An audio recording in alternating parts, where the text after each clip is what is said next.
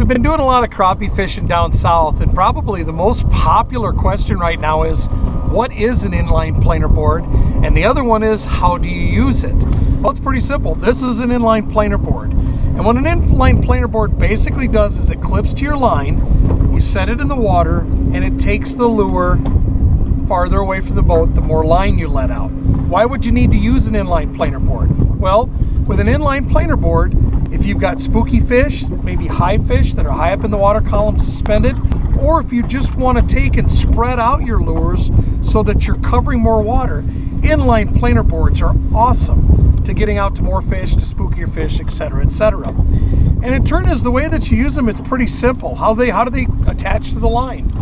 Well, you take your lure, and in this instance, let's say I'm targeting fish that are 8 foot down in the water column. This is a number 6 flicker shad. I know that through watching the dive curves and looking at the numbers over the years that it's going to take around 40, 50 foot of line out to get that bait down to 8 foot deep in order to get down to those crappies. So I'm going to let that bait out. I'm going to put out about 50 foot of line. And you don't have to always be really precise. You can stagger your lures.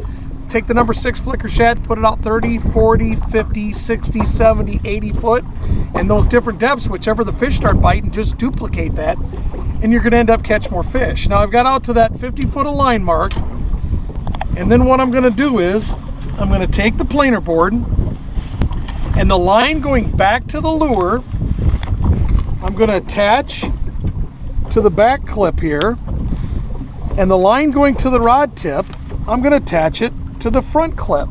And this is a tattle flag, so I'm going to want to leave a little bit of slack so that that flag can work. It tells you when you got a bite, maybe a small crappie rolling on there, or maybe when it's weeded up, it'll just drag back just a little bit with a little bit of weight.